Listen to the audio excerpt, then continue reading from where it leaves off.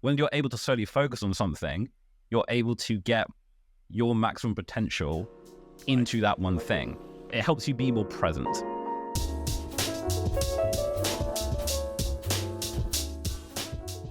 Hello, welcome back to Underpaid and Underappreciated with me, Lewis. I'm kidding. Welcome back, guys, to Podcast Evolve with me, Lewis, and Sam. It's episode 24. Thank you for being here. If you enjoy, give us a like, subscribe, give us 5 stars, because we're doing this shit for free. And this shit's kind of hard. So, yeah, help us out. Anyway, Sam, how you doing? Lewis said, I'm good, bro. Well, I'm not good. I'm stressed, but I'm doing better. I'm dealing with the stress a bit better than I probably would have in the past. And yeah, apart from the stress, life is good. And because life is good, we celebrate, we keep enjoying it, we keep putting a brave face on, even though it's getting really dark outside.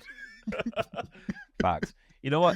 It's actually been quite good. I'm gonna kick off with a win, just one win, which I've noticed. We mentioned a couple of episodes back that we're gonna focus on rest. Yeah. And my sleep has been so good. This past week, it's the best the sleep has been, and the reason why I'll give credit. I'll give a lot of credit to Rosie as well, because Rosie's like, I'm going to bed. She's like, stop working at 10:30. Take all the tech is off at 10:30. She's like, go to sleep. I'm like, okay. So my accountability manager is doing her job, and honestly, like my week performance, like my sleep performance was like 50%, 60%. I've got 100%, 88%, 97%, 80%. Yeah, my sleep has been really good, and I'm feeling a lot better for it. And I've noticed like my focus is a lot better. I'm dealing with shit a lot better. So yeah, sleep.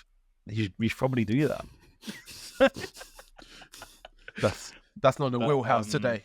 That's not in the wheelhouse. What's our focus this episode, by the way? It's journaling. We are finally going to talk about journaling. Oh God! So I literally, as you say that, I have 1, 2, and 3 of possibly 10 different notebooks that I use to just track my daily goals and stuff in now, right? Okay. The problem I'm having is, Lewis, I am so inconsistent. Like, the inconsistency goes to show that I've got this many notebooks that makes me look like I'm constantly journaling. I've got all of these options that make, and these are just a few of the ones. Audio listeners, that's like 3 notebooks Sam is showing. It's free, right? But like, it's just 3 of them. But this is the 3 that were the first I grabbed when I put my hand in my bag. In other sides of my bag, there's like a notebook in each one. And I don't know for the love of me why I keep accumulating notebooks, and yet I don't actually do much journaling as much as I probably should. And I feel like a part of me wants to be really good at journaling and really good at like keeping tracks of my wins and my losses and be really good at making notes and planning. A part of me really wants to be good at that. And then the other part of me just wants to enjoy side quests and not being focused and just doing anything but what I'm actually meant to be doing that day. And I'd say that in the last 2 episodes ago, maybe, you suggested I should get the Mind Journal. Yep. And I'm probably about to destroy whatever sponsorship we would ever get from them. No, don't do it. Okay, go on. I'm about to destroy it. So, effectively, I saw the ads for this journal, right? I saw, you were like a massive, like, you gave me the whole, like, peer motivation of, hey, dude, I use this, it's going well, blah, blah, blah. And I saw these very manly men on the internet who use it. And they were basically sat there in front of their expensive cars and looking at nice, picturesque view. Very demure, very, very handsome, very, very relaxed, very poised. Yeah, they were enjoying their lives. Look, they just had their pen and their paper, smiling, a coffee next to them. And the way it sounded was like, when you get this journal, everything's fixed. Like, just buy it, and you could be like them. I could be like Lewis. I bought it. Lewis, I've done 2 entries, and I have no motivation to go and do any more entries. The amount of willpower and need to find a quiet space to do this journaling task, I do not have. Okay. I hear you. Thanks. I feel to be fair, when I've got hooked onto it, so basically there's the one where, because you're on the beginner one where it's like you have to fill out the graphs and shit, and kind of it requires a lot more thought. That too much is thought. the that's a more difficult one to be hooked on. The one I'm using now is like the My Journals Pro, where it's literally just like the check-in page, the 3 things you're grateful for, the 3 things that your intentions, and then it's like I want to do more of that. That you just get that one then. If I want to do more of that. Honestly, this feels like I'm giving myself homework. But I think you need. What I would say is that you can just go straight to that one, the one that I'm using now. Because to be fair, that's the one that I got hooked on and I've been using that. The first one asks a lot of you because it asks you to dissect pretty much a lot of different areas of your life. Yeah. However, one thing that you said is it requires you to go into a quiet space and X, Y, and Z. I think that's intentional because if you because the thing is, what your issue is now, and I imagine it's something that you've done with your notebooks, is that you think, oh, I should journal today. And then you write a random line of shit because you feel like it's something you have to do. Yeah. And it's not been very mindful, not very demure. So it's our catchphrase. I think it's deliberate that it's asking a lot of you to begin with, because when you actually then go down and sit down to journal, you're in the habit of self-reflection. Do you see what I mean? As opposed to viewing it as something that you have to do. I don't think you have to journal every single day. I think how you define consistency, and I think where a lot of people fail to define consistency, is you have to be doing the thing every single day. It's like, you've seen that graph where it's like consistency isn't like, the glass is full of, consistent effort every single day. Like, one of the days you might not have done it. Some of the days you might have journaled a little bit, and then some days you journal most. But as long as when you zoom out, the graph is upwards, that is consistency. Just because you missed it once doesn't mean you were not consistent. Even if you did it 3 days a week, that's consistent, because Sam last month did 0. Do you see what I mean? Yeah, true. I see what you mean. So you will get into the habit of, I've only done 2 entries, but you still did 2 more than you did last month. Like, obviously, I don't think 2 a month is ideal. I think you should try weekly. I'm just saying. That's a shout. Right? That's actually a shout. I'll do that. As opposed to, because the thing is, like, with habits like that requires think of it like as a muscle, right? Like, when you overtrain it, you're going to get injured, right? Obviously, it's not as drastic as that with this, but see it as something that you have to do maybe 2 or 3 times a week and choose your days to do it. Like, say, midweek and a weekend. Like, start there and then see how you get on. Okay. Because the thing is, what you'll do, if you missed one day, you're like, oh, the whole thing's fucked. I might as well just not. Yeah, like, I'm not now. I'm falling out of love for it. That's literally what's happened. I missed one day, and then the next one was like an uphill battle, and then I was like, now I'm just like, ugh, kind of just lost all love for it. Like, I thought paying the amount I pay for it would make me feel like I need to actually get use out of this. But it's become part of a large collection of things that at the time I think I'm going to be an expert in. And the thing is, I had the goal of this year to journal every single day. I stayed with it for like 6 months, and I didn't for whatever reason. And the thing is the things that going back to the habit building one, whatever episode that was. The reason why I missed that day was because the journal was in my bag, not on my desk.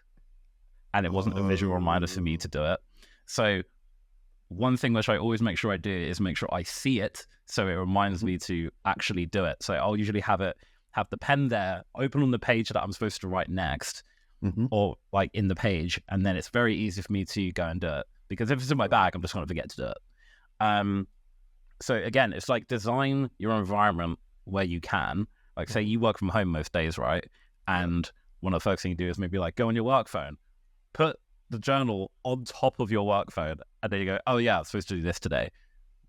I don't know, just spitballing ideas. Design your environment to make it easier, because you say, I don't have time to have peace and time to do it. You do. Yeah. You don't want to do it. Yeah, you're right. Yeah, right? You're right? You do. You're right. You find time for the dumbest shit. When you think of it as a side quest, like that, you're right. But think of it as a side quest. I have so many side quests. Side quests.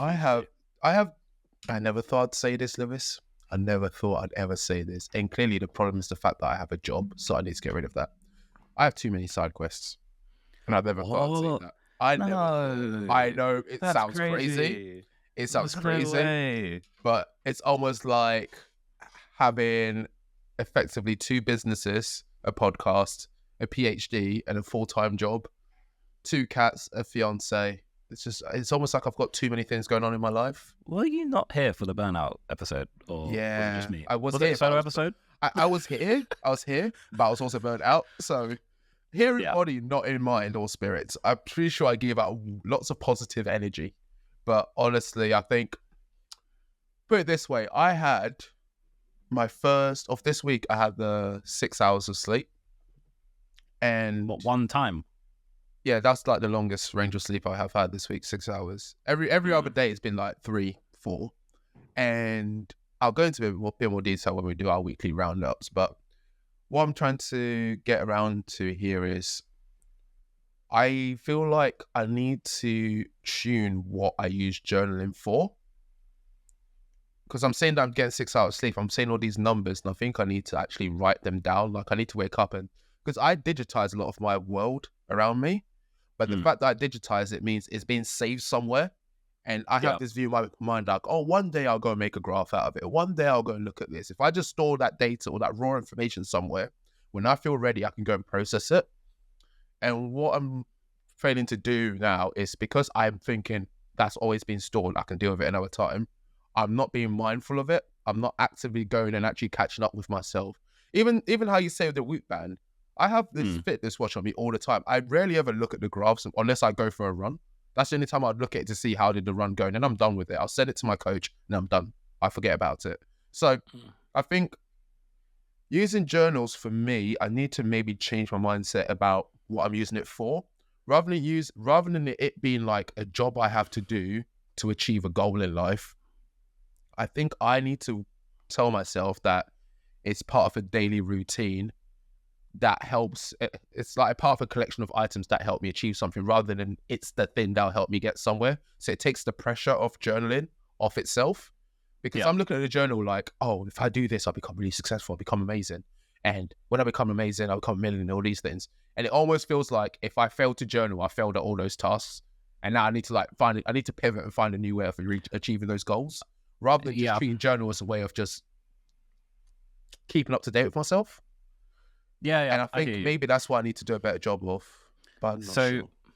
What I would say is that because you're making me think, oh, why do I journal and things like that? And the thing is, for me, is that, you know, when you're in shit and you can't think of ways to kind of like outthink that problem or how and things like that. When you journal about those things, you're able to document the way that you were thinking visually, and you're also able to see how you dealt with that issue, not from just like reflection and hindsight, but how it's genuinely the first party data of how you were thinking at that time, and you're able to track, okay, what are the things that helped you deal with that issue. So one thing which I quite like is that I've actually kept a lot of my former journals, and usually after a few weeks of the second one that I've referred to, it will say, go back to your previous entries and read them. Like, what are the common trends that you were thinking about? What were your concerns at the beginning of this, like X amount of weeks ago, and where are you now? And it helps you put things into perspective, because it's usually like, oh, right, 6 weeks ago I was really pissed off about this, and now I don't care about it, or now it doesn't bother me. So for me, it's a reminder that the shit that I'm in eventually does pass.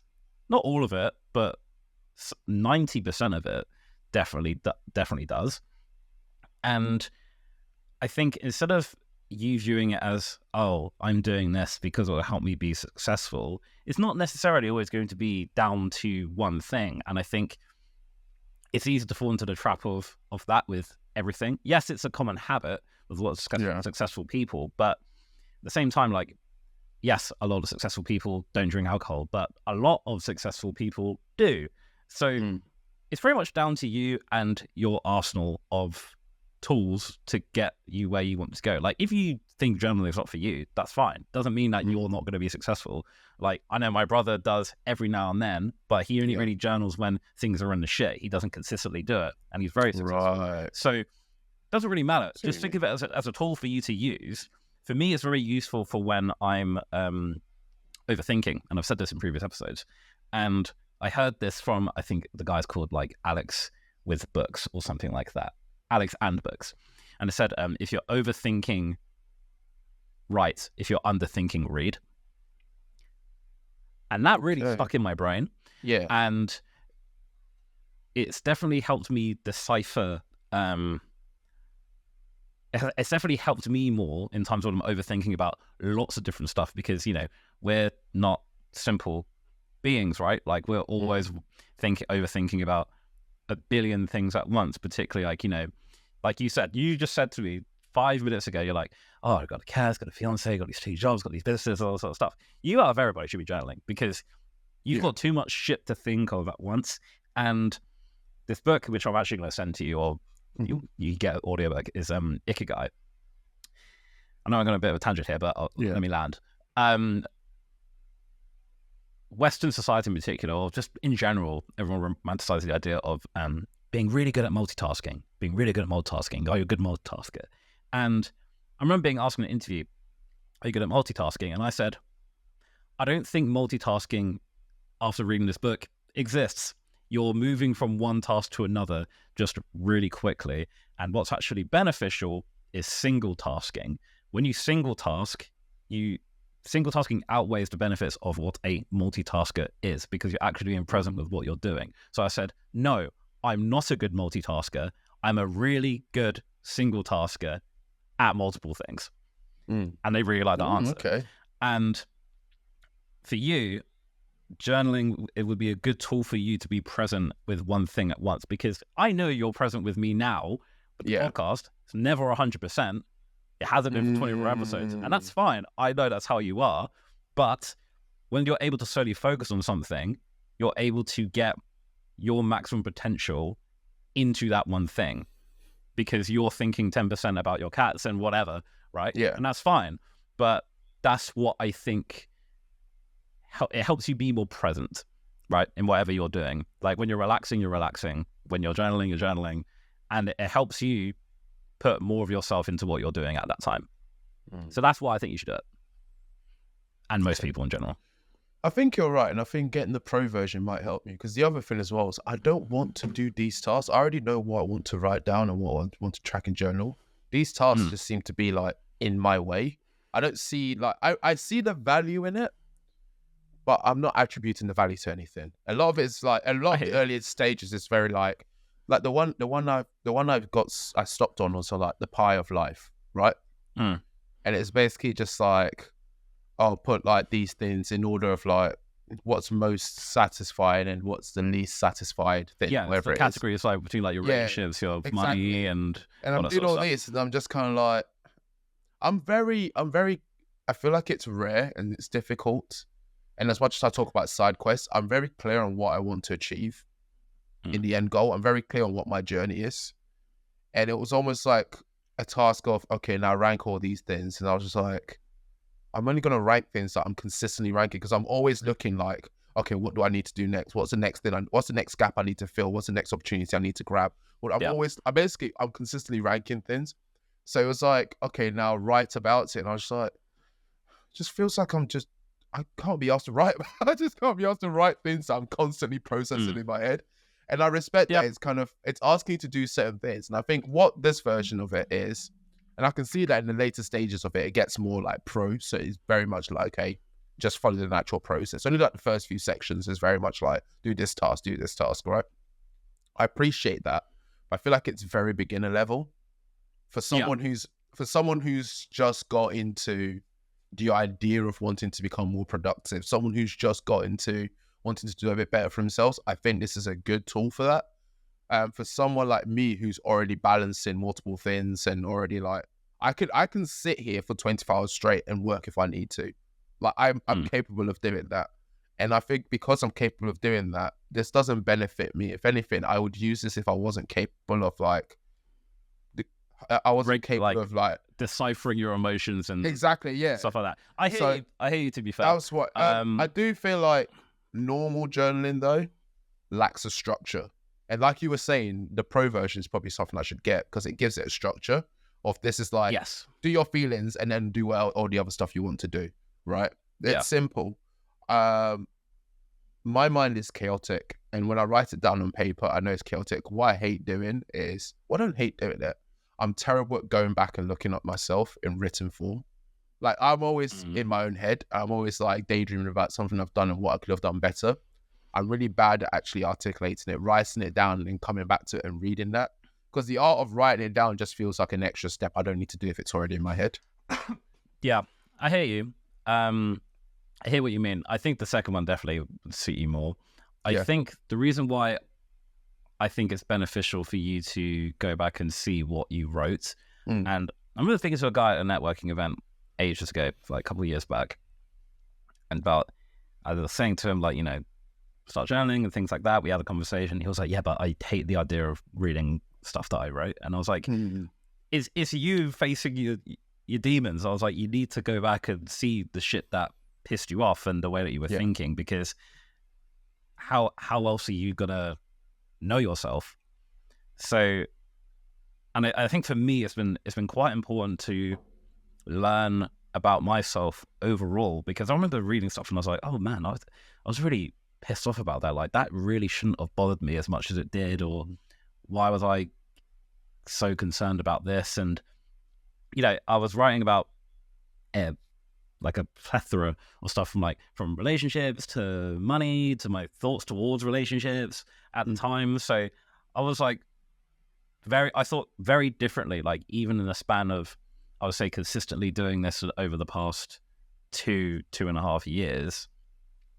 And you're able to see the growth as well. Okay. So I think for you, who's always looking at the next step and where you need to go, it would be, I would like for you to, what I want for you, Sam, is to be in a position where you've actually documented how you got through these situations by keeping up your journaling over the next 2 years and actually seeing the progress. Because that's as actual proof. It's not, you know, engagement on Insta, it's not the revenue, like, but you as a person, you know that you think a lot better now. And also, think of it as what we're doing the podcast for, right? This podcast is a form of journaling. I see this as a better form of journaling because I just speak it out. It's like a video diary. That's how it is. Yeah. Absolutely. Yeah. So think of it as, you know, something you could give to your future kids. Be like, Dad, how did you get through this, or grow this, or whatever, or get through this difficult period? You just be like, read these books. Think of it like that. That's something I'm definitely going to do. The thing is, I would love, maybe I don't know if I'd love it if my kids watched all of our episodes, especially some of the ones that will go on Patreon. They better not watch it. I'm not. If I see that on any of their the transactions, if I see their username on one of them, I'm like, Whedon, this isn't for you. This is not for you, my friend. Where was I going with this? I do like the idea of journaling so the future, people of the future, can see what life was like today. I like the idea of like playing a role of like an observer. You know, when we find like random like books and stuff, or when they found like what was it? When they found like the first versions of the Bible, wherever it is, they like went into some like sand cave and dug up loads of these pots, and it had the Rosetta Stone and all these stuff in it, right? When they found all those kind of things, I think I do like the idea of being a part of that kind of discovery, of being like a creator of that. Because if you deep it, right, if you wrote down any nonsense, right, anything, any piece of waffle, and you stored it somewhere deep, dark, and secure, and then someone stumbled on it, like, in the next 10,000 years, they just read it as fact. They just read it as, this is what it was like in that day. Or, like, someone will always interpret it. And why I say that is because right now, we do that. Right now, like, imagine if all these cave drawings of people were just, like, a fool like me, just drawing, like, imagine what they're going to read in the future. And like, I'm just gonna draw an alien here, and I'm gonna draw like this little shape picking up the cows, and oh, this one. And then someone in the future's gonna come by and read it and be like, oh my god, there were aliens. This is evidence. This is evidence of an alien. So Sam, so you're thinking of journaling as an elaborate 10,000-year-old prank. Yeah. I'm going on to the different forms of journaling. Where does your brain go? I would love to be in your brain for like a minute, and that's it. I feel like it will stress me the fuck out. It's entertaining in there sometimes. It's fun. But yeah, it's like, I think, you know what? I think segue, but I think it's the curse of being an only child with a very active imagination. I just learned to entertain myself with random thoughts. It's actually true. But yeah, man.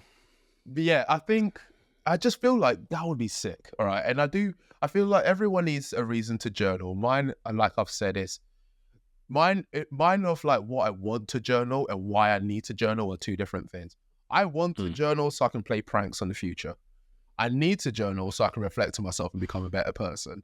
How those two come together, I don't think they do. I think I need to adjust my wants and be more practical and realistic about becoming a better version and evolving. And because that is the priority mindset, I will probably journal for the sake of becoming a better person. The issue with that is I will have to keep motivating myself to journal. Even if it's to do it once a week, at the end of the day, I'm only doing it once a week because I can't be asked to do it once a day. It's not because there's lots of stuff happening. The once a week is basically me making it easier on myself. And if I'm making things easier on myself, it's almost like I'm calling myself like weak. And then I'm just like, wow, I can't be asked anyway. Like, I'll just do something else. Like, it's, you know what I mean? If I give myself a break in something, I'm hard on myself because I have to be. Because I know if I give myself a break, lazy Sam is just going to be like, I guess we're relaxing now. It's like, oh, you gave yourself a break last week. Let's do it again. And why I think that is because I know I do that. Like, I know it's something I do. So I force myself to do certain things and it makes it uncomfortable. Do you think... Catch 22. It's like do you think that's why... Because I've been very open about it. I've spoken to a lot of like all my mates know that. Yeah. I talk about it probably more so than anyone I know. Do you think that's why a lot of people don't do it? Because do you think they find it uncomfortable confronting I think so. How they actually think about things? I think so. I think we talked about we did. I kind of talked about this a few episodes back. It's kind of like a low cost of interactions. You know, the little cuts. Yeah. Little cuts make big cuts in the long. Yeah. So in life, we always go through these moments where little things will pee us off. Like even from the beginning of the morning, you watch a video on your phone and then you'd be like, oh, it's just an annoying video. And then the next day you're watching something else from the news. And by the end of the evening, you're just done with the day. You just want to go to bed. And you don't know why, but you just feel down. And it's often because of the little cuts, like the little things that come and scratch you. I think for some people, like me sometimes,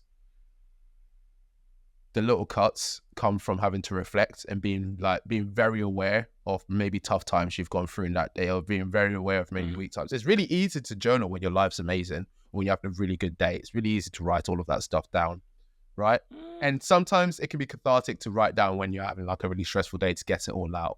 Yeah. It's hard to go back and have to read all of that stuff again. I hear you, but I think that's what people need to do. Particularly just to go into the outlet part, there's a quote by Anne Frank which says paper the ultimate journal, really, isn't it? Yeah, and it says she says paper is more patient than people.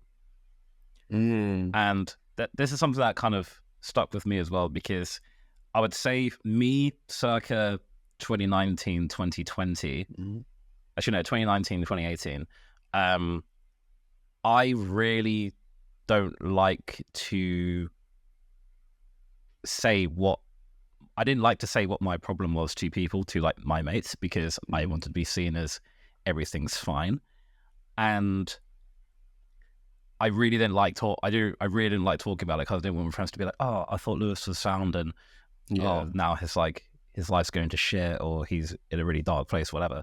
I didn't want to be seen that way, because I wanted to be, in my head, where I was going was, yeah, Lewis is absolutely sound, like he's cool, like he's fine, he's cool, calm, collected all the time. And that definitely wasn't the case. And it was definitely my ego at play. And obviously this came to a crux where, you know, everybody, like my mates found out like I was just feeling like shit, and I looked like shit as well. And that was where I was like, okay, I need to have some form of an outlet, be it communicate to people a lot better. But for me, journaling as well is that way of being like, well, no one's going to read this, and this basically what Papers Being More Patient and People talks about, is that, you know, you'll trust this more than people because they're not going to complain. It's not going to chat your business, and it's an outlet for you. And that's kind of where it came to. Like, even now, like I'm a lot better at communicating than I was a couple of years ago. So whenever there is an issue, like, you know, even if I don't see it as an issue, but it could potentially be an issue now, it's something which I will make Rosie aware of, even if it's something which has pissed me off a little bit. But I just say it to her just because I'm like, just in case this seed of an issue grows to it's like one of, like you said, it's like the cuts. If it's just like one cut, there might be 100 later, and then all of a sudden I blow up at that 100 cut point. Yep. So now, if there's anything on my mind, I probably over communicate in some cases now. For people and for men who don't like to chat about their shit, which is the majority of men, because men are the ones who are, you know, committing suicide more, things like that, because they don't like to talk about their issues or don't feel like they can, even if there are people who they can talk to. For women tend to be a lot better at emotional management and speaking their emotions to their peers and to their friends and to their families, etc. But I would say for both, journaling can be a particularly good outlet for when you don't want to convey those emotions or whatever to people. And this is why my journals are specifically targeted to men, specifically for those reasons. Okay. I'm trying to find stats on who journal more. Oh. Diary keeping as a sex role behavior, according to a Springer research article, actually, 55%. That seems off, but okay. 55%. 55% women journal more. So it's like 55% of women journal, 40% of men journal. So that it's actually more women. It probably is more men journal than women, but if you look at it within the genders themselves, there are more of women that journal compared to more of men journaling. So out of all the men, does that make sense? Am I making sense? You say 55% of women journal, people who journal, only 45% are women. No. Out of all women, 55%. Out of what they did, after the research they did, out of all the women, 55% of them journaled. Out of all the men, 40% of them journal. So essentially, women are more likely to journal.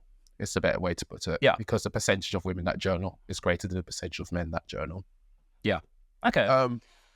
However, I would agree with your point in terms of, I think as guys, we are preconditioned to fight against our emotions because it's a sign of weakness. And I'd say Western, but in most societies, I'm not really sure of a society where it's like men are okay to cry. Pretty much every society, I think to a degree, it's a weakness for a man. Generation was cooked on they're part. broken. They are broken. I would yes, I would agree in terms of like displaying emotion that is in any way about feeling sad in particular is, I think it's quite bad. It's quite sad actually to think about it. Like I remember like the first time I saw like my dad upset, and it was really weird because like I just never saw him sad, and it was something which actually. I think my dad and I had a conversation about it like a few years ago. It's just because, you know, I'm not saying, my mum cried all the time, but like if I was going to see a parent cry, it was going to be my mum. Yeah, I've seen my mum cry way more than I've ever seen. Yeah. I've seen my dad cry. Yeah. 1.5 times. The half is literally because Tears were coming down his face, and there was no other facial expression to support it. And he was thinking back to like, my dad's obviously considerably old. I'm not going to drop his age on here, but he's an old man. And because of that, I've never met my dad's dad. But my dad obviously has some fond memories. He lived a tough life. He traveled a lot. He left home early. So he left his family behind early to travel the world and make money and all these things. And for him, he thought back to, I think my mum reminded him like, oh, it's your dad's birthday soon or something. My mum never met his dad, but she just knows these things. Like she's got like a diary of all the important dates in his life because he never remembers them himself. So she has to like remind him of like, this is what's happened. And he was basically sat there and he was thinking back to like the day he left his dad behind. And I saw a tear come down his face, and he just like, before I could even clock, he already had tissue on it. It was already on top of it. It was like it was never there. Yeah. And more recently, arguably probably like 2 years ago, was the only other time I've seen him proper cry, and he cried. He proper cried. And I think it's because like my half sister had been in, I say I'm an only child because all my siblings are way older than me. They're technically like the equivalent of aunties and uncles at this point. My half sister got into a lot of trouble, and he basically was just like, my half brother, who is my brother, I guess, because I'm closer to him than any of my other siblings. He was basically telling my dad about what she's been up to and how she's been struggling with life and all these things. And my dad just broke down crying. Like, but it was weird because it was in front of everyone. I was just frozen. I was just there like, what's happening right now? But a part of me wanted to hug him, and the other part was like, because of how I've been conditioned, the other part wanted to laugh. Like, it sounds dark, but I just wanted to laugh because I was like, what are you doing, you crazy guy? What are you crying for? Yeah. And like, we all joke around it. Yeah. It's an interesting one because I've been very open to my family about journaling, and my brother, like, he gets it. My mum, she is becoming a qualified counselor, so she gets it. And my dad, I love my dad, but it's still something which I think he has that old school mentality about. He's like, why are you journaling? Like, what's the benefit of it? Like, I don't see what like, that's how I feel and sometimes. it's the same thing, like with like, it's like the same, you know, when people have like the old school approach like towards therapy, and therapy was stigmatized as something like, oh, only crackheads and people who are really fucked up do. But now it's something which we all talk about. And do you see what I mean? Yeah. And I feel like it's now that point where I've accepted that my dad doesn't really get journaling, and that's fine. That because he was in that generation. But at the same time, I hold the view that if our parents' generation was open about, you know, what's going on and what's wrong and journaling and therapy and things like that, it would have had a very positive impact on our generation, millennials, now.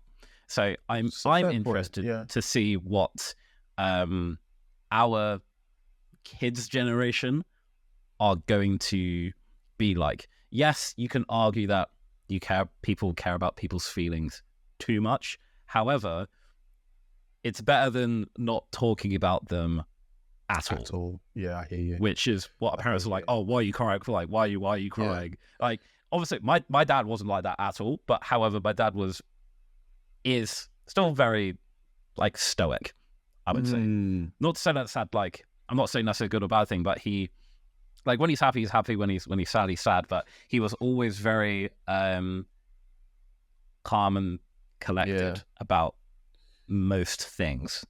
I agree. But I think he had to be as well. Yeah. And I think in doing that, it's like, for their generation, you don't want to also leave a literal paper trail of your weakness. And in many ways, that's how a part of my brain also views that journaling as that. Like, where someone, you know, in all the movies where like, you know, the movies where like brothers, for all my criminalities, when the brothers and sisters like running around, it's like, haha, I've got your diary. Like, that thought process lives in my head rent free. So I'm like, I wouldn't want someone to just find a journal and basically understand like, oh, these are who you weaknesses. Yeah. Like, people know who I am. I think you know what, you're right. But like, right. not like how you know you. Exactly. I see what, because you see what exactly, I mean? because I have so many faces and so many characters. I'm constantly like, what's it called? Code switching. I'm constantly code switching. And it's not just if I'm with black people or white people. I code switch within my black friendship groups. I code switch within my white friendship groups. With my family, it depends on who I'm with. I will switch character to a point where sometimes there is, I don't even know who I am anymore. I've just changed so much. But like, because of that, I feel like as I journal, all the pieces will come together. And sounds really deep. Maybe I don't want to know who that person is as well. I like being the side quest of my own life. Like everything is a side quest to me. Nothing makes sense because I don't want to pin myself into a corner. I don't want to pin myself into a specific role. You've said this before. Yeah. It's why you do so many different things. You don't like to put yourself in a box. I don't. And you don't at all. But the thing is, Sam, like, what if it's not necessarily different boxes? Like, you just are all of these people. Which is true, because it is you. Then we realise I'm just crazy. But you trying to figure out you as a puzzle, it just is. It is what it is. It is you. God, it is so you. philosophical. It's how you are. So, and that's fine, right. Because no one else could be you. So, like, you know, some people are like, you don't label people as like, oh, happy people, and these are sad people, and these are, you know, like, do you see what I mean? Like, it's not like Inside Out where each person is one emotion. You are all of those. Oh, I genuinely feel people. Like that movie. I felt seen when I watched that movie. I felt seen when I watched it. I was like, this makes sense to me. Okay, let me put it this way. The other part about maybe why I'm not consistent with journaling, it's probably similar to why people aren't consistent with most things in general, whether it's especially gym, especially anything that's health related. People aren't. It's like it's hard to see the results straight away. And do you know what we don't see much? Like, I can be convinced going to the gym because I've seen myself with an 8-pack and I want that back. I know it's possible and I will get that back, right? So I know that the evidence is there and I know I can achieve it. Yeah. I also see it everywhere in society. Everyone looks good. Everyone's in that like hot girl summer, all this stuff. Like, everyone looks good. Everyone's putting wonderful health pictures up, whether they're editing it or not. We're very fixated on like the physical being. I don't really see much of people saying this is the results of me journaling, or this is the results of me keeping up to date. I don't see much of that. I tell you what, you should ask Sarah. Reason why I ask is that because what I noticed is like the same reason why I stuck with gym is that I journaled before and after I went to gym. I preferred me after gym. That's what made me stick to the gym, as opposed to why don't I have an 8-pack and I've been gym for a week and only ate broccoli. Like, that's what a lot of people do. I remember journaling and having like a good week, and then one week I didn't, and Rose was like, yeah, you're being a bit snappy. Or she was like, have you, and I remember one time Rose said to me, have you journaled this week? I said, no. She was like, I can tell. She gets you. That's cute. And I was like, oh, damn. Okay. She was like, yeah, you need to journal, because go back to journaling because you're being snappy. And I'm like, okay. And then I did, and I was fine. And for me, like, even if you don't want to tell your partner every single thing that goes on, you need to have some sort of outlet to vent. And I think for me, because I tend to be I think I'm 55% introverted. I don't like venting to people all the time about my shit, and I don't like being vented to about their shit. So it fits very much within me to write all this shit in a book, close it and put it away. I have some sort of like, okay, I've got it off my chest. Some people like to vent to their partner. Some people love being vented to and playing the role of, therapist, quote unquote.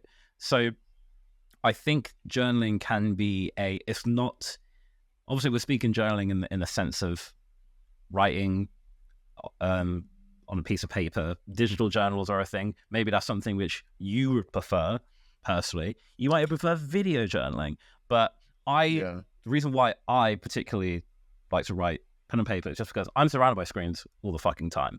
And it's one time that actually requires me to unplug, right? And it requires me to be present, because you'll have 100 different tabs open next to your journaling tab, right? Yeah. And you'll then just, cool, done. But for me, I think that's where it works best. So maybe journaling isn't such a a black and white term. Maybe there's different variants of journaling that Quick could work overview. for you. Quick overview. So what are the variants? Okay, well, we've got the written ones. You've got every form of journal has a structured version. Can I just say? So you can have a written one and you can have a structured one, like the Mind Journal one, where it gives you ideas of what to focus on, what you're writing, right? And then you got your video ones. You can record your own videos on your phone. You've got, what else can you do? Well, you said written. You could do a video one. You could do audio journals where you just record voice notes. Yeah. You could do voice notes. You can also do writing it on a computer, saving a digital version of it.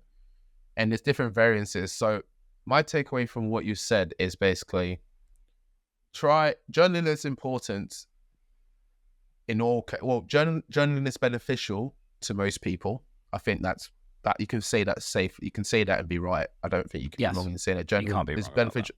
Yeah, journaling is beneficial to most people. It's more of a case of finding your own way to journal, finding a way that suits you and your way. The key thing is making it a mindful task. So taking it away from everything else and focusing on that. It's focusing on the process of journaling. Yep. And the other key thing is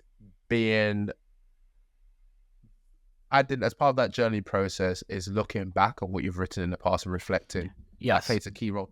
And you know what's crazy? This all feels like how to form a habit. It pretty much is. And I would say onto that as well is like consistency. It's not, if you miss a day of journaling, it's fine. It's fine, Sam. Yeah. Ladies and gentlemen. Because you know what? Most of life is mundane.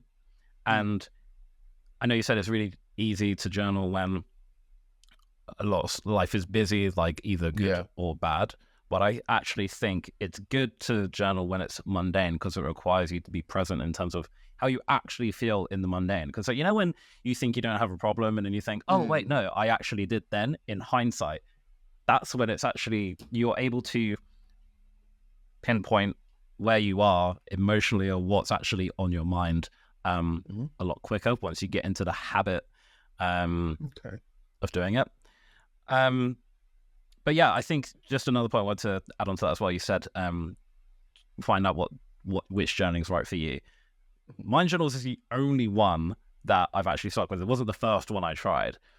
Right. I've tried so many. I've tried the ones with like all the graphs where you have your habit tracker, then you have your what do you want to do today? What are you gratitude for today? Like who are you gonna call this week? Like there's loads of fucking really complex ones that I'm just like, this is overwhelming and it's just a lot to do. The reason why I like Mind Journals is because it actually focuses on the three main aspects that or could be 3 or 4, but the few main aspects that are the most important, which was how are you currently feeling, what are you grateful for. I think that's probably the most important one, because what you think and how you perceive the world basically is like it feeds back to you. Like if you're looking for negative things you're going to see and find.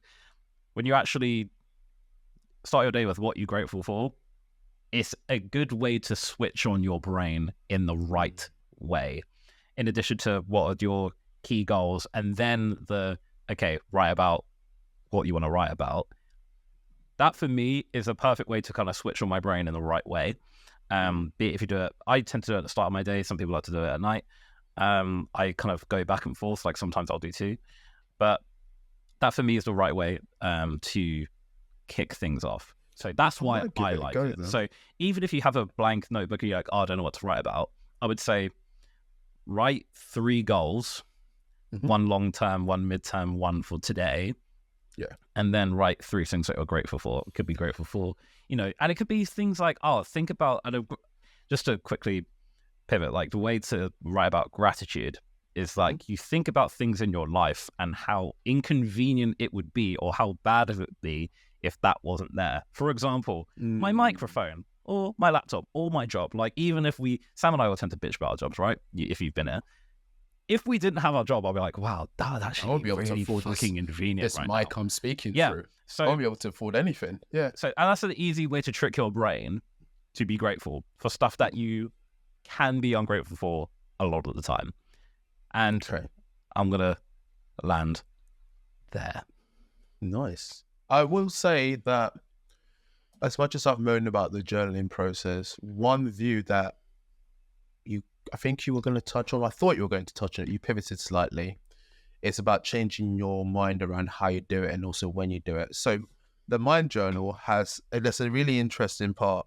After you do the how you do your feelings bit, there is a section. So let me see if I can get it on camera. If you can't see it, you can't see it. Yeah, they can't see it. It's fine. It's fine. It's blurry. There's basically a section where there's half a page is all these feeling options you can select, which it's actually quite good because whilst I'm going through it, for each one, I'm basically reflecting. Do I feel that way? Yes or no? Do I feel that way? Yes or no? And I'm basically taking it. That is a really good start to that process because it makes me feel like, it puts me in my own head. It makes me it makes me very self-aware of my emotions and how I'm feeling at that time before it then goes into like your intentions and achievements. One thing I love about it is if I've left it till the end of the day, this is purely based on the 2 entries I've done, but the thing I've enjoyed is that if I've left it, which has not happened yet, and it's going to happen tonight because I'm going to do it tonight. If I've left it to the end of the day, there is intentions/achievements. It's the same box. So if you leave it to the day, you could just write what you've achieved that day. And then if you do it really early in the morning, you could do achievements as well as you could just do intentions. And when I did do the intentions, that whole day, I just knew all I have to do is achieve these 3 things. That's all I have to do. I just have to do these 3 things. I have to answer 100 emails, and then I have to do this thing for my PhD, and I have to do this thing for the websites. That's it. That's all I have to do. And it really made me feel like I got a lot of my day. I just want to get a stat behind this because I know it's true. Because it's most people, if you write a goal, you're X amount percentage more likely to achieve it. I'm going to just put that £1 million right there then, Sean. It's going in. 1 minute. Yeah, you're in the office. We need to get you a green screen. You are 42% more likely to achieve goals just by writing them down. Hey, 42 is better than 0. Yeah. So Sam's goal of being a billionaire and renaming a planet. So if you write it down 10 times, Sam made 420%. It's basically, I'm just going to write it down 10 times and see what happens. Yeah, that's pure romance. That's it. If anything, if I write it down 10 times, then that sounds like I'm just going to end up with like 4 planets and 4 billion. So it does make sense. The reason why I say that, and I think we should revisit this in New Year for the New Year's resolutions episode that I've just thought of in my head. Okay. And we talked about it with the habits and sticking with habits. When you write down your goal and you actually have it visually somewhere that you see a lot, you're more likely to achieve it. Just due to the amount, because of the amount of receptors are in your eyes compared to the rest of the human body, you have a visual reminder to keep doing that thing. So if you're being present and writing down a goal, you'll do it as an action combined with a visual tool. It does make a lot of sense because it's just going to be at the front of mind more as opposed to waking up. What I found? Yeah, I'm going to go to the gym today. There's this thing. I think it requires a bit of coding, but I'm not going to do it. Don't worry. I'm not going to distract myself. There's this tool you can buy. Have you seen those kind of like ticker boards? It's like a little LED display and it shows text. Yeah. You can get some where you can connect it to like any API or app system and it just shows you data. Some people connect it to like their YouTube channel and every day they've got a reminder of how many subscribers they have and it keeps moving and they constantly got a live view of it. And the thought when you said it, I was like, I should do one that shows me my bank balance. I should constantly just be like, with your 1 comma looking at it. With the 1 comma, I'm like... But yeah, man, how's the week been? I will say my week's been good, dude. I know I was touching on it earlier in terms of how stressful it'll be, but the conversation we've had has made it more reflective. And you know what? Considering how crazy busy it is and what I'm doing, it's obviously still protected information, so I can't always go into too much detail. However, it's been very stressful, and what I'm very appreciative of is people recognize it, so I don't think I'm going crazy, right? You know, when you're having like a very bad day, and what we talked about earlier of like men, sometimes we're bad at like being open about emotions. We're also bad about letting people like know it's okay to be sad and letting people know but like there's a few moments where I've joined calls and it's been like the guys where they've just been like, dude, are you all right? And I'm just like, I'm like, shut up. I'm okay. I was like, let me just mute my mic for a bit and then just like take a deep breath before I answer. And then I'll come back and be like, I'm doing better now, man. And he'd be like, yeah, because what you're going through is nonsense. And I'm just like, I know, dude, I know. And it's almost like, it's such a breath of fresh air, and it's so energizing knowing that, one, people see it. Two, people don't see it and go, you're the reason it's fucked. People just get that it's a problem. You're doing your best. And three, it's almost like people looking at it and going, like, that's a show of strength and a show of character rather than a show of weakness. And I think it makes it very clear that the view I have is I don't want to look weak to others. I want to look strong and capable. I want to look strong, capable, and reliable. Those are the fundamentals or the things I want to look like when I'm working. And it was very nice to have that. I aim to follow through on the plan of getting more sleep, being more restful, and all these things. And You need to. I do need to, and I have in most cases followed the plan. It's just that the sleeping part has been hard. So I'm like laying in bed and just staring at the ceiling. I'll lay in bed and I'll turn the TV on, and that's become the problem because then I start binge watching TV, and next thing I know, it's like 5 o'clock in the morning. I've got work at 8, so I'm just like, what are you doing? Sounds like you need an accountability manager, my friend. Yeah, but I don't listen. Sarah, you need to boss time around. You know what? I think would work for you. I'm gonna give Sarah an idea. Every time you fail to switch off lights and go to sleep by like 11, you owe Sarah £10 or something like that. Yeah, that's not happening. Sarah, do it. That's just you have to ring Sarah, account, and I promise I'll lock you out of it. Sarah, you're all he has. Just do it. Fucking bastard. Oh my god. All right. What I wanted to say is, what I'm going to do more is I'm going to take on board what you said about weekly journals. I've also got to carry over what I said from last time, which is improve my sleep and follow that healthy pattern. I have a presentation tomorrow for uni, so I have to stay up late today to do the work because I've been on balance throughout the whole week. So next week is another opportunity to give it a proper go, and I'm going to do that. It's okay. It's okay to, not be a sleeping journaling king like me. It's fine. It's cool. We can't all be Lewis. What's your goal, King? What's your goal? It's so damn amazing. What are you gonna do? Honestly, dude, it's actually been really good to finally get my sleep sorted, and I think I just want to keep it up. I've definitely not been reading as much recently, that's kind of taken a dip. So I want to kick that up the butt a little bit. And for me as well, I know it's getting to the end of the tax year for my editing company, so I need to figure out how to do all that stuff. And that's something which I've been really neglecting. And it's one of them things where I'm going to do it myself because I'm not going to pay an accountant because it's basically taking most of my money if I end up doing that. So I'm just going to do it myself.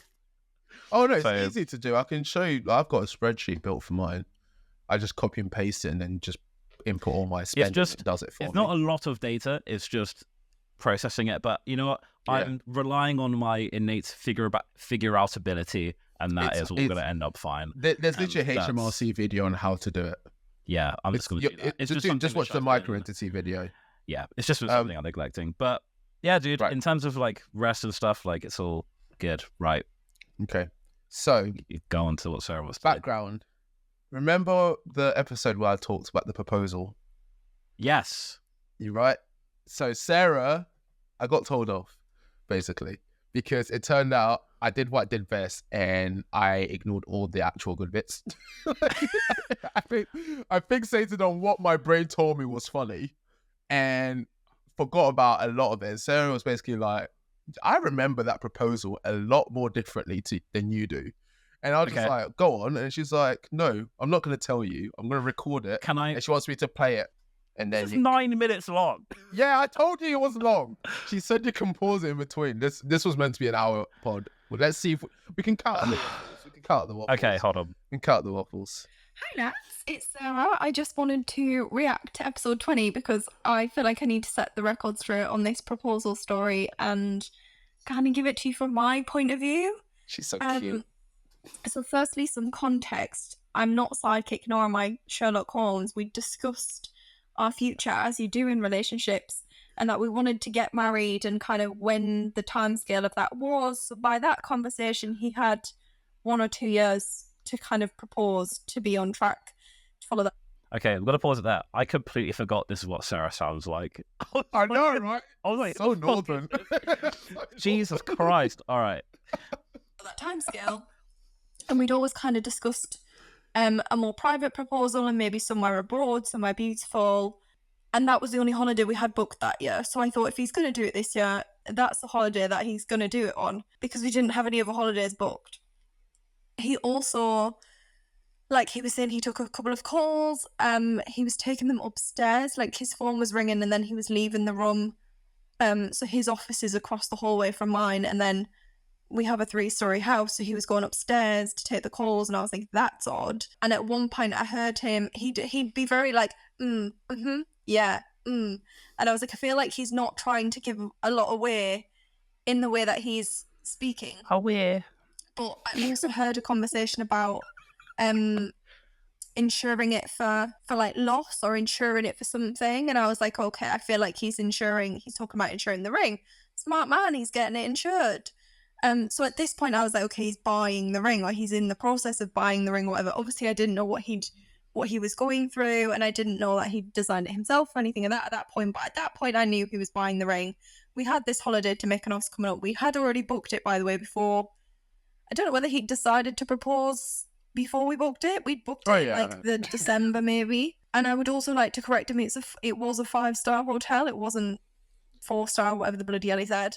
And actually I chose the hotel, so it wasn't, I'd like that part wasn't suspicious. It wasn't like, oh, we're going to this 5-star hotel. Like that was, I just decided I wanted to go on a bougie holiday to Mykonos. And that was, by the way, zero intention of it being for that reason, to get proposed to. I also think it sounds rational why he wanted a day to plan, but extremely suspicious that he's never ever asked for a day to plan anything before. He did And now say on that, this to be fair. one holiday that we're going on this year, he's asked for a day to plan. And it was pissing me off that we couldn't just sit and chill on the beaches. We were at one of them for maybe 15 minutes, and he was like, okay, we need to go. And before this, and he was like, we're not going to have a lot of time there. And I was like, well, let's not go then. Let's go to your next beach. And he was adamant that we needed to go to this beach. And I was like, but it doesn't make sense. It's out the way. Like, and B, I am a control freak. But I was just like, why are we doing, like, I did not understand the logic. So it does make sense that it was spelling out marry me. And I also did not get that when we were going to these different places. I just thought, these are the places he's chosen to go. Fair enough. He wasn't wearing a man bag. He said he was wearing a man bag. It was one of them beach bags, like a bum bag that you can take in the water with you, in the scene with you, so you can have like your phone and stuff in there. And it doesn't. Let me defend myself. Let me defend myself. Listen here, woman. Yeah. Listen. let me speak of my chest. I had both. I had both. I had a little pouch. I feel like this is a very, very meaningless detail to focus on. It is. But it pisses me off. All right, you guys can do it at home. This is valuable pod time. That's what he had on him. So he was taking the ring in the sea with him. So it's no wonder he was checking it every bloody 10 minutes, because it could have ended up at Timbuktu if it got taken away in the waves. Okay, I apologize. That was too early. That's why she mentioned it. Yeah, you were taking the ring in the sea with you. That makes sense. Okay, that I was wondering why you guys talking about this fucking man bag. Okay, fine. But I also didn't notice that he was checking it. If he was ever in his bag or whatever, I was trying to like look away a bit, because I thought I kind of knew it was that day, and I didn't want to like spoil it or anything to kind of be. I didn't want it to like seem suspicious or anything. I just wanted it to feel natural. He also was asking to take a picture at each location, which is not like Sam, because usually if I ask him to take a picture of me, he will throw a hissy fit and he doesn't want to do it. He'll ask someone else's boyfriend to do it if we're around someone else's boyfriend. So I was like, this is odd. That's true. That you're asking to take a picture at each location, but I didn't know why he was doing it. And I think it was because, Sam, correct me if I'm wrong, you were trying to spell out marry me, and then you were maybe going to put the pictures. Yeah, I was trying to document it all in pictures. Yeah, I wanted a little collage. He also at some point said he'd lost something, and he was like, oh, I've lost something, I've left it at the restaurant, I'm going to go back for it. And I was like, okay, fair enough. He would lose his head if it wasn't screwed on. So I just thought, yeah, standard Sam, he's lost something. But that apparently, I found out afterwards, he was going to ring the hotel about the roses sorted them out then. So I thought that was interesting. I always thought he was going to do it at the lighthouse at sunset. I didn't know until afterwards his original intention was to do it at the windmills. But there also wasn't, he said there was a party going on when we were at the windmills, the lighthouse, sorry. There wasn't a party going on, there was just people there. It was a party. There was music. What? Location for the sunset. And I purposely, I remember when we got there, I didn't ask. I was trying to let him kind of lead us. I didn't ask to go to the front where the best like sunset spots were, because I thought it would be, you know, I didn't want to be in with everyone. And I remember we were kind of sat on the wall and I was kind of thinking in my head, okay, like, what now? Like, what happens now? How are you going to do it? Come on. And he walked around the corner of the lighthouse and was like, oh, I wonder what's around there. And I was like, oh, I don't know. And I remember sitting and thinking, am I supposed to follow him? Or is he doing that for privacy? And I didn't really know what to do. And I thought, I'm just going to follow him. And this is when he was we took the pictures of him, and then we got the pictures of me. And I knew what he was doing at this point. I knew it was his intention to kind of say, oh, turn around, and he'd be on one knee. But he was taking so long, and I was like, what is taking so long? And I was like, can I turn around now? And he was like, no. And I was like, okay. But if I didn't think he was going to propose, I just would have turned around and probably seen him fumbling on the floor with this ring that he's dropped. Because obviously I didn't know that that's what was happening. I just was like, why are you taking so long? And I was just stood, and I knew it was going to be a horrible photo. I also had every intention of like brushing my hair. I'd like mermaid waved my hair that day. I'd worn like a nice red outfit on purpose, and we got there and it just all went out the window. My hair was Mykonos, FYI, so windy, hence the windmills. Didn't put two and two together. And I had like a beach shirt on that I was going to take off, but because it was windy, I'd kept it on. And the proposal photos in the end are like a hot mess, but I love it because that is just natural. Like, we're not celebrities on Instagram. Like, we don't need professional photography, and we are to make it all up. Like, speak for yourself. We looked. But anyway, so as he got down on one knee, the American girls that were sat further down the walls like gasped, and I was like, okay, he's got down on one knee now. And then I turned around, and that's when he proposed.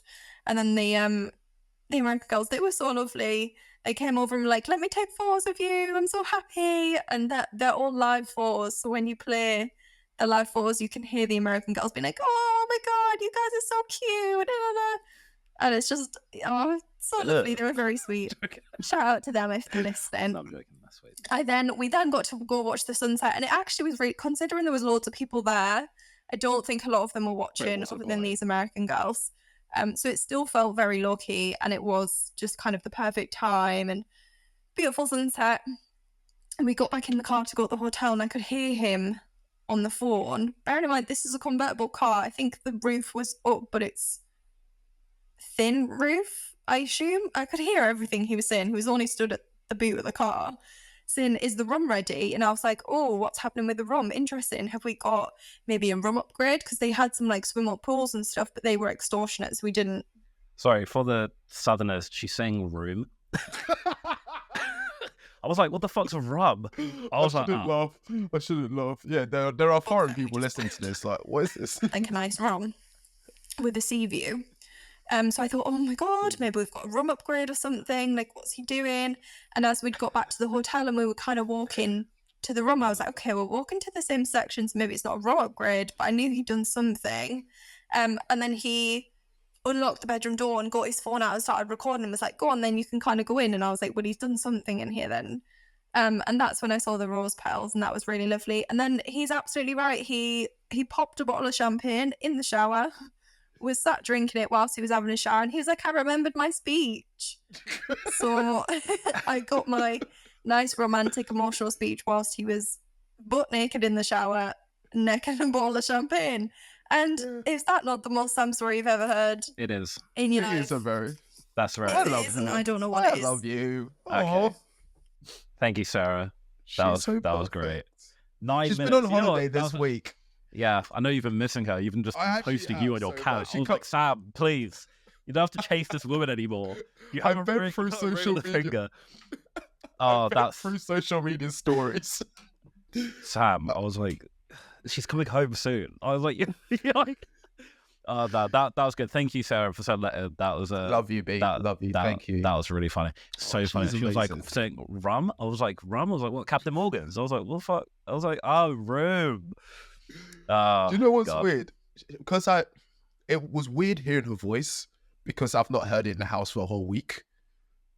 So I was just like, I we completely don't forgot do. what her voice sounded like. We don't do like we're not always in each other's faces as a couple. Like if she's on holiday, we'll probably text each other like 3 times over that week. We'll probably do like one phone call, and then when she comes back, it's all about us. We're enjoying each other's presence. So like I generally I've not heard her voice since they called me after they'd been to the bar like 3 days ago, maybe 2 days ago. That's the last time I heard her voice. So hearing it there was like, oh yeah, she does sound like that. It was really weird.